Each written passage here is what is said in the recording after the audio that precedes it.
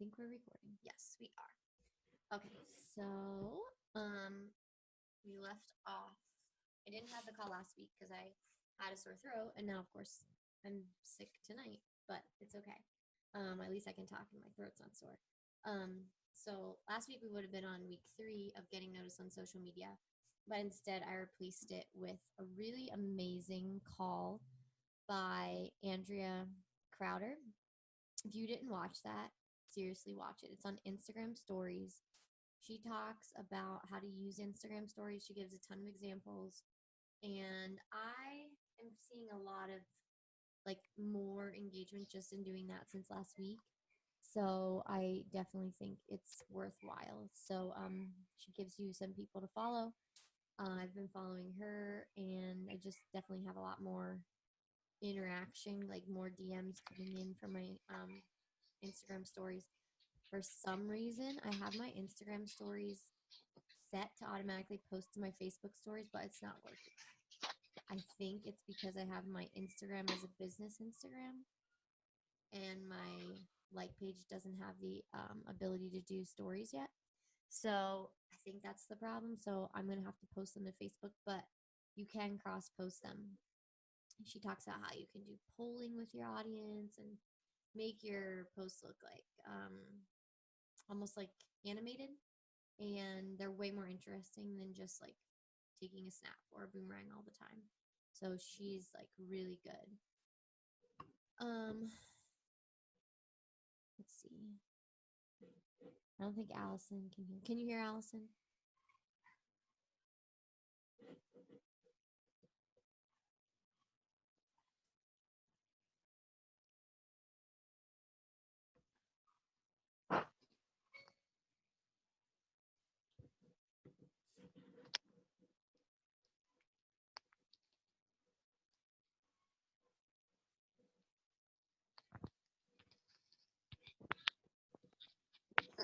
I can hear you, Alicia, but...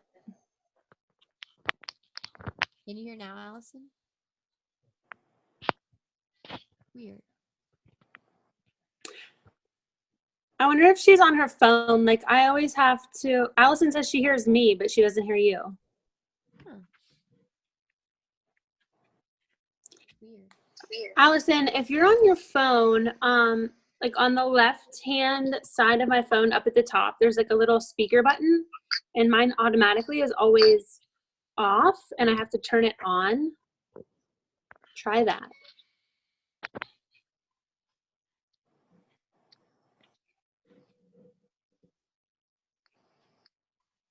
Can you guys hear me? Yes.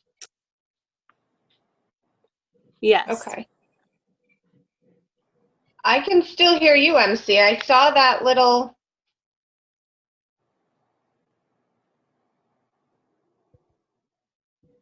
Alicia, can you hear Allison? No. Yeah, I can hear her. I can hear you loud and clear, and I can't hear Alicia at all. That's really weird. Now I can. No, I just turned it up. Oh, there you go. Now I can hear you. Okay, I turned it up. There we go.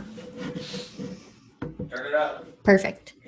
It was just all I had said so far was that if you didn't check out the Instagram stories training that I posted in place of our call last week, definitely do that. So it was really, really, really good. And I was already seeing a lot more interaction on my Instagram story posts than I had been in the past. I kind of abandoned Snapchat except for here and there. I kind of feel like I'm cheating on, my husband with that. But I know that Instagram has so much more potential than Snapchat. So I feel confident going there. But as I was saying, we had, part 3 of Getting Noticed from this book by Lindsay Teague Moreno. And I seriously still really love this book.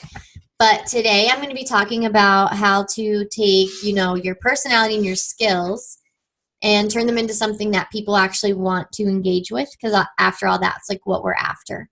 But before I get into that, there are a couple things that I want to kind of touch on because it is an issue at times with us putting ourselves out there on social media. You have to remember that your worth is not going to be determined by your likes or the number of followers you have or how many comments you get on your posts, because those, like compliments only feel good for like 1.2 seconds and then they're gone.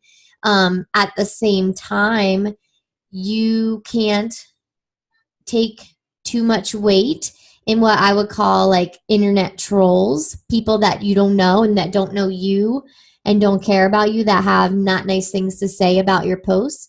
Or they could be people that know you but aren't taking the time to actually look at the genuine reason behind why you're doing what you're doing. So your product, or in this case, Beachbody, is not you. It's just something that you love, so you share it. And as somebody that's poured years of my heart into this, I know that I come from a genuine place and I only want to help people. But at the same time, I am not perfect. I am flawed just like everyone else. And people do say bad things at times. And sometimes they come from internet trolls. Sometimes I hear them from people that I do know. But I think what happens is that people forget that there is a person with feelings behind the page in which they're commenting on. So just keep in mind that you're really brave for doing what you do. Putting your heart out there for people to judge is not something that everyone can do. We know that. And know that there are times that you're going to get hurt because it's just inevitable. But it's going to teach you a lesson. And I want you to think of this, and this is not an easy pill to swallow at all. You have to, there's this quote that goes, maturing is realizing how many things don't require your comment. Just let it go. And I totally have grown into that. So I am somebody that, especially when somebody's lashing out at me, I want to defend myself. I want to put them in their place. But it's more mature and better for my business if I don't respond, because a lot of times that's kind of what they're looking for.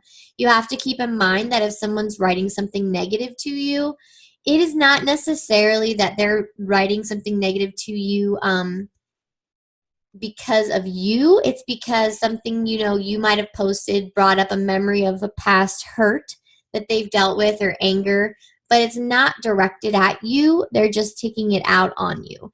And that thing I said that's kind of hard to swallow is that, in this book she says, what if, you flipped the way you look at this, and before you lash out and before you let things bother you so much, what if you just asked yourself, or what if you just said, or what if you make it your belief that everyone is just doing the best that they can right now?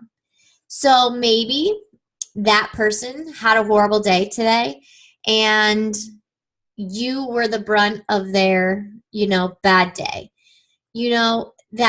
That doesn't make it right, but they're doing the best they can today.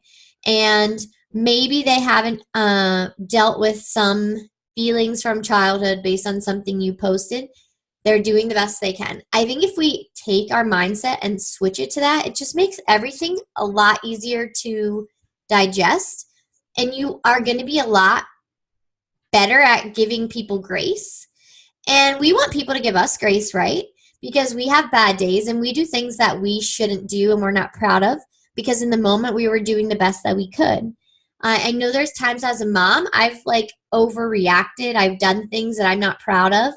I was just doing the best that I could at that time. And I don't want to be judged for that. So we shouldn't judge other people either. And I know it's hard when people are saying mean and hateful things. I'm not saying it gets any easier, but if you look at it from that perspective, it really does help. You're always going to need to be building your skills, and you have to remember that your social media presence is something that takes time. It's not going to happen overnight. It's going to take trial and error, and you're going to make mistakes. It's okay. But you also need to remember that there's no cheaper, easier way to build an audience and genuine relationships than social media. So this is it. This is the way to do it, and quickly and effectively. But it does take time. So how do you improve? You just learn skills to be successful. You have to practice. You have to take classes. You have to accept feedback from others. You have to be willing to try new things and fail and abandon those plans and try other things. You have to be willing to go out on a limb sometimes. You have to be vulnerable. We know that. You have to observe people that are doing it well, just like Andrea. She's rocking Instagram stories. Andrea Crowder, that's why I shared that video. We're going to observe what she's doing and we're going to imitate it because it's working. And remember that like building a presence on social media is a marathon. It's not a sprint. So with that being said, there are 5 characteristics to a good social media feed. The first one is relatability. So your market has to be able to see themselves in your posts. So that means in what you say and how you say it and how you present it. It's just like a comedian. When you hear them tell jokes, you laugh because you relate. If you don't relate, you don't think it's funny. And that's the same way. You don't follow people that you don't relate to. It's just you don't. I don't follow the girl who has it all together and her life is like perfect and her kids have matching socks every day, and like I don't follow those people because let's face it, like my life is a shit show. I live out of the unmatched sock basket, and those people make me feel like my life is a miserable mess. So I don't follow those people. Just like I don't follow the mom who has like perfect kids because, I have to yell at my kids to brush their teeth 17 times before they actually do it. So those things that I see in the, those perfect mom news feeds make me compare my life to them, and I lose in the comparison battle every time. So I just choose not to follow those people. You have to remember that there are people that aren't going to relate to you, and that's okay. They're not your people, but you want to be talking to your people. And there's a fine line between presenting yourself as the expert and not being afraid to show that at times things just don't work out. Your audience has to remember that you're human, and people are going to follow you for like one of 4 reasons. They're going to follow you because you inspire them. They're going to follow you because you teach them. They learn from you. They're going to follow you because you entertain them, or because you live a life that they want. So people will want to do what you do and have what you have if they're your people. It's just like I like to go on social media and I follow certain people that are really good at makeup to get makeup tips. And I follow other people, like women that I want to ask, that I feel like are wiser than me, that I can learn from, as like how to be a mom. Or I follow certain Beachbody coaches because I think they kill it and I feel like I can learn from them. So there's certain people that I follow just because I think they're hilarious. Like, what's her name? I can think of her handle, but what is her actual name? Fit Foodie Girl, whatever. I can't think of her name. Ashley Molstad. I think she's hilarious. I love watching her. She entertains me. So that's why I follow her. So again, you're either inspiring, they're following you because you inspire them, because you teach them, because you entertain them, or because you live a life that they want. So what is the story? Well, it's important. We talk about all the time that you have to tell a story, but you have to remember, and this is where I was kind of like, really, because I think I fail at this sometimes when I read it in the book. Your followers want to be told stories. They actually crave it. In American society, we love movies. We love to be read to. We love, reality TV. We like to like be in the story, but we don't just want to state facts on our timeline. We want to present them in story form. So we want to help our followers get into what it feels like to be us, a day in our life. And then we want to show them how our product can help them in their life just like it did us. That's kind of like the meat and potatoes behind what we want to do. Beachbody meets a need for them. And we want to present that need in story form. So we want to help our followers connect with us on an emotional level. And in order to get to that emotional level, we have to tell our story. We have to tell our family's story. We have to tell our customers' stories. We have to tell the good and we have to tell the bad. And we have to remember that people are actually buying into us, who we are, rather than what we sell. Okay? And it's also important, here was the kicker, make your customer the hero of the story. So it's easy for us to tell our own stories and be the hero. But if we really want to connect with people, we need to make sure that we're making them the hero.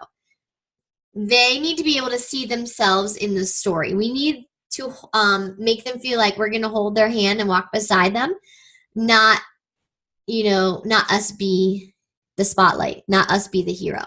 So we need to put ourselves in their situation and really understand them. And this comes from connecting with them. But as you tell your story on social media, position your reader as the hero and do it over and over again. So inspire your followers. Think about what inspired you to join. Think about what is this going to do in their life? What did it do in your life? What can it do for them? You have common connections with other people. You just have to find them and then connect with them, build those relationships, and ask lots of questions. So that's the storytelling part. The second thing is sell the right thing. So here's what I mean by that. There's this analogy about selling the hole and not the drill. So when you see a drill ad on TV or in a magazine, you don't usually see the actual drill, but instead you see a family standing beside this immaculate home that they just built. And the ad is for a drill, right? But they're selling it through the byproduct of the drill, okay? The drill is the means to build this immaculate home, but they don't show you how you drill 6 holes just to hang one picture because you hung it wrong in the commercials. No, they just show you the byproduct of what this drill can bring you. We need to do the exact same thing. We need to come right out and talk about what we see our customers struggling with and how the product can help them. And we have to tell them what the product will do for them. We have to show them how it will change their life and make sure they understand why they need this now. So we need to make an emotional connection with them and Beachbody. We have to really establish that. People really want to know that they matter and they want to be heard. So again, they're going to continue to buy from us and they'll actually continue to convince others to buy from you, because they'll talk about your product if you've done a good job at this. And how do you do a good job at this? You really understand their pain points. So selling is a skill. It's not something we like to talk about a lot. We do sell at the end of the day, but we do it through a means of sharing, right? We need to know their pain points. We need to know what causes them pain. If we don't do this, we aren't going to be effective. How do we get to know their pain points? Well, it's something that we see all the time on social media. It's so profound. It'll actually, we have to stop making it all about us.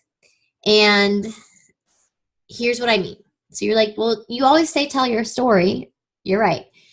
Your story should be told as a way to connect, not a way to simply talk about yourself. So your posts, they have to have a point. The object of every post should be to connect through your customer's pain point.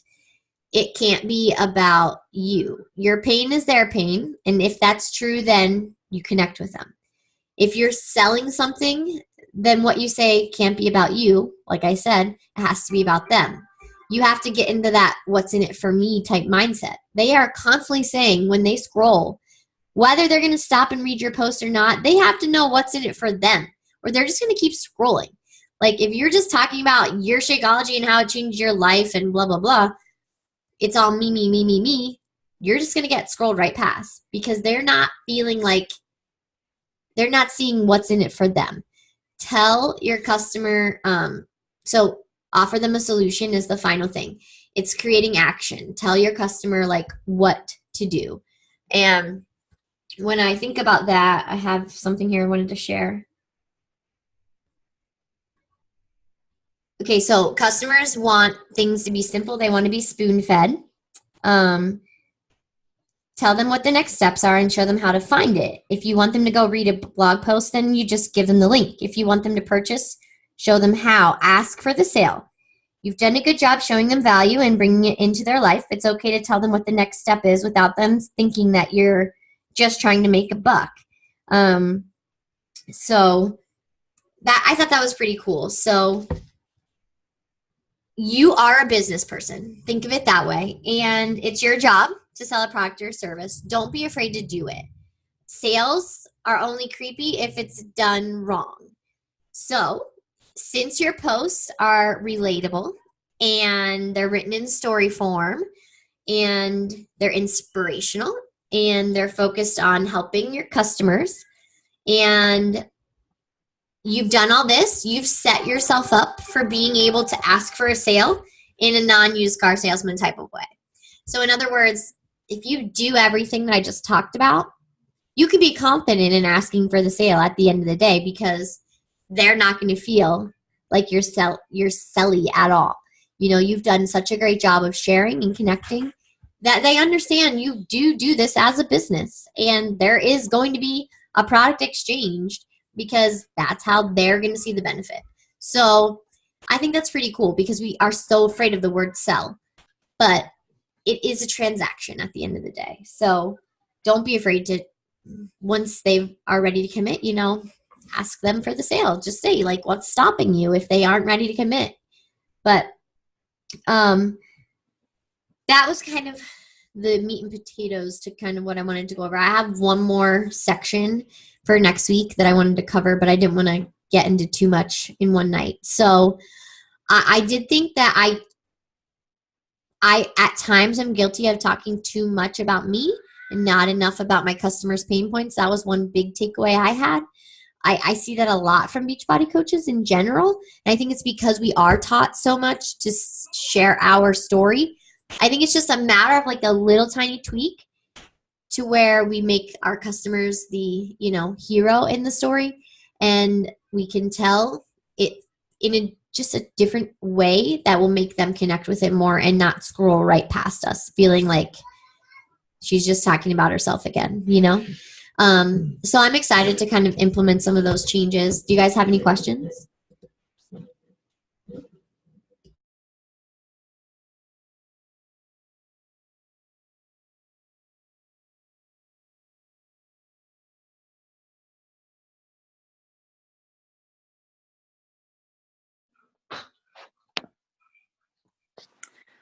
I don't have any questions, just something I was thinking about as you were talking, is something I want to start doing. I need to have like one day a week where I shout out a challenger because it's something that I always forget to do. And it can even be something as simple as like, I had a girl message me yesterday, like telling me the number of inches that she lost since she got started. Like it doesn't have to be, it's a lot of inches, but it's not something like crazy huge, but I think just those little things. So I think that's what I want to do, like maybe every Wednesday, I don't know, I just like have on my calendar and in my brain that sometime that day I'm gonna like shout out somebody else, because for some reason I always forget to do that. So I don't know, maybe that we could like all remember, kind of keep each other accountable to like all do it the same day kind of thing. I like that because I definitely don't do it enough either. And I think it's huge. I think it gives us credibility to what we're doing, that we're not the only ones seeing results, but the people we're working with are seeing results. and that's what people want to see. So yeah, I definitely think we should pick a day and maybe just remind each other in the team pages, like, hey, don't forget your shout out to the founder, whatever we want to call it. We can maybe try to come up with a cool name. I agree.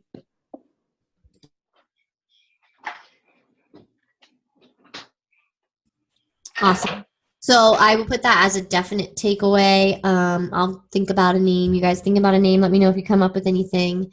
But other than that, I don't want to keep you because I know your time is valuable. I appreciate you getting on. And I will post the recording. Thanks, girls. Thank you.